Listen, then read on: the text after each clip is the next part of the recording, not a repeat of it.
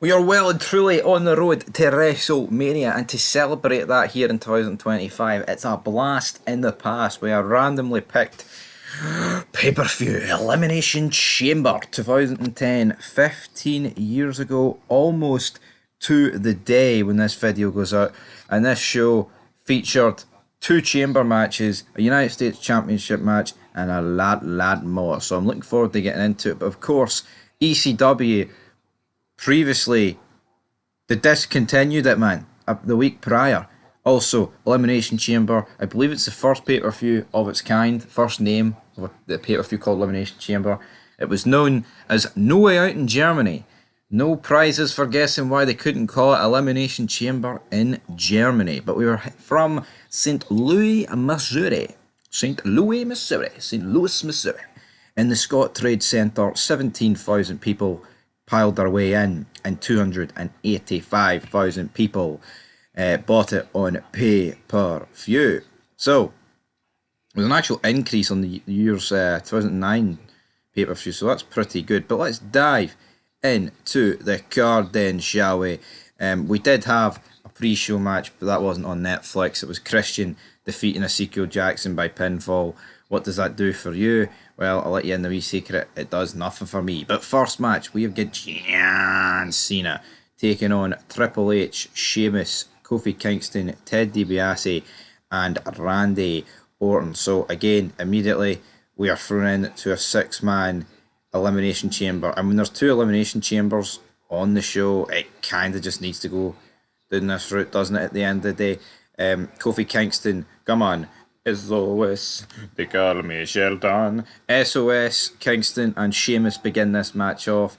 We then see the introductions of Triple H, Ted DiBiase, and Randy Orton. You guessed it though, Randy Orton and Ted DiBiase, they get the upper hand. They start battering people.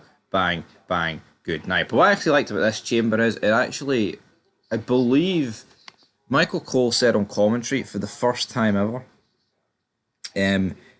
all six men were in the ring at the same time, because you had Sheamus, Kofi, all getting battered. Kofi was getting his face put in between the metal chain. And they're like, oh, how's he going to get his jaw out from that one? Then you had Cena about to enter, and Ted DiBiase and Randy Orton were standing over beside Cena. Cena gets a bit of offense in. They managed to get the upper hand.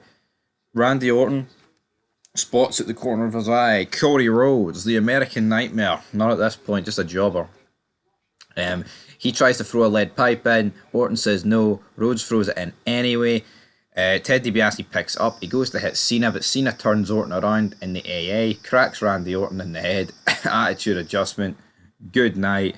Ted DiBiase then wipes out Cena and pins Randy Orton. Obviously, this would be the start of the build towards the triple threat match at Mania between the Legacy members. Not long after this, Ted DiBiase's eliminated. You're down to Cena, Triple H, Sheamus, and Kofi Kingston. Sheamus and Kofi Kingston soon leave us. Then John Cena won. Well, not 1, 2, 3. It was the STF, man. STF on Triple H. All over. John Cena wins the Raw Elimination Chamber. I thought this was a pretty decent match. You know, it was a bit of a lopsided match for me. Like, you've got Cena, Triple H, Orton, and I guess we'll fire Sheamus in the same category considering he is the champion. But Kofi and Ted DiBiase stuck it like a bit of a sore thumb. But at least Ted DiBiase is tag teaming with Orton, and it made sense for the turn, which I enjoyed. Cena wins. Cena is flabbergasted. He's done in. He's blowing smoke out his arse. He needs a bit of oxygen. Then we hear, no chance. That is what you've got. Drew McIntyre. Not a chance. No. He's later on. Vince McMahon comes out and says, well done, Cena. You will be headlining WrestleMania, but only if you defeat this man. I walk alone through the pit of danger. Now, apparently around this time, Batista was a bit of a heavy man for Vince. I can barely remember this time in wrestling. So, yeah, but maybe worth watching, because we've seen later on in the night that Batista helped Vince beat up Bret Hart. Does that not sound more interesting than anything that's happened in 2025? I think so. Cena slaps Batista. Batista spears him, picks him up. Batista bomb. 1, 2, 3. New world champion. Did not expect this. Didn't actually know this happened. Couldn't recall it. So yeah, that was pretty good, wasn't it? That was absolutely brilliant. A great shot. That's fantastic, my friends. We then had our second match of the evening. Drew McIntyre against Kane, Intercontinental Championship on the line. I don't know about you guys, but this match lasted a wee bit long for me. I thought it was good, McIntyre trying to escape, then using that against Kane, future shock DDT. Love the theme. I love Drew McIntyre, but I can't help but feel this match was about 3 to 4 minutes too long. But he picks up the victory nonetheless. We then had a backstage segment between The Miz and MVP. Miz basically buries Daniel Bryan because, of course, at this point they're hyping up NXT, the debut of it. He says Daniel Bryan, yeah, he might be the king of the indies, but he looks like a kind of guy that would attend a Star Wars convention. Can't disagree. MVP then says, well, you know what? I beat you a couple of weeks ago clean, and that means I could be the champion. So you can dress well, wear your charisma, but the reality is, I'm the man. Is it that easy? MVP, who knows? They'll have a match later on. We then have Maurice confront Gail Kim. Buries her in French, and then Gail Kim speaks in French back. And it's like, yeah, I know you're talking behind my back. These two are supposed to have a match for the Divas Championship, but then Vicky Guerrero came out, and it got made into a 2-on-2 match with Raw taking on SmackDown. Lay Cool defeat Gail Kim and Maurice because Gail Kim and Maurice inevitably can't get on, and Maurice leaves. I don't know. First time I've heard Maurice's theme song in ages, and what a banger, eh? What a banger. We then got a recap of Bret the Hitman Hart and his health, because obviously he got better, didn't he? Bret the Hitman Hart got battered on Raw. He decided to leave. He's like, this is too old for me. Cena tried to convince him to stay, but to no avail. He then gets into the limo, but as he's getting in, a car reverses into him and crushes his leg, and Bret Hart is rushed to the hospital with a broken frickin' leg. So who knows how this is going to go down for Bret the Hitman Hart. Up next, it's The Miz with Big Show taking on MVP with Mark Henry. Miz wins. Those spots through the barricades, the managers here, the assistants, they made themselves known, Big Show and Mark Henry. But this match just felt way too long and a wee bit out of place. Like, at this point, The Miz has got like 10 titles on him. He's got 2 sets of tag titles and he's got the United States Championship. Does The Miz really fucking need that?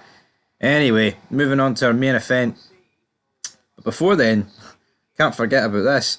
We had William Regal come out, basically cut a promo about NXT. Edge came out and said, I'm here to announce that I'm going to announce tomorrow who I'm taking on at Mania. And as for tonight, and then he just spears William Regal to end. I mean, it was a bit of a pointless segment, but I guess it was there to break up the matches and hype up NXT, so not many two complaints there. Then we had the SmackDown Elimination Chamber. Chris Jericho defeats The Undertaker, John Morrison, Rey Mysterio, CM Punk and R-Truth. This match kicked off with CM Punk and R-Truth. Truth interrupted CM Punk's speech with his own rap. Punk then eliminated Truth and then cut his promo. Very similar to the Rumble that year in 2010, if you recall it.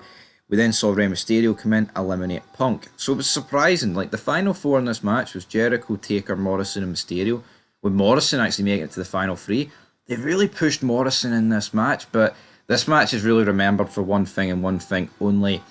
Getting down to Chris Jericho and Undertaker. Taker's about to win. The great behind Taker's lifted. It's the Heartbreak Kid, Shawn Michaels, sweet chin music. Jericho, shell-shocked, gets himself over the Undertaker. 1, 2, 3. Chris Jericho's the World Heavyweight Champion, and Shawn Michaels has cost the dead man his title. And obviously this would lead to the WrestleMania match at WrestleMania 26. This is how you end the pay-per-view, folks. This is a fantastic ending. The pay-per-view's not that great, right? It's good. I thought both chamber matches delivered. I thought Batista coming out and screwing Cena at the belt was pretty funny. And there were some decent segments, I guess, with some bit boring matches in there. I'll give it a 7 out of 10. I thought it delivered, and you know what? It just shows you how much better wrestling was, even, as little, well, I'll say as little, 15 years ago, like, 15 years, it's 15 years ago, it's crazy, isn't it? 15 years ago this pay-per-view was, pretty much to the day as I'm reviewing this, so absolutely tragic. But I'll give it a 7 out of 10. I believe there's a Royal Rumble 2010 review up on the channel, but it was done like 6 years ago, so I don't know how good it might have been. You can go check that out. Anyway, leave your thoughts down below. Be back with more content soon. I'll probably rank every match on this pay-per-view as well. Get us another wee fed out on the channel. And until then, till next time, hit the subscribe button, like, and also leave your thoughts down below. Peace.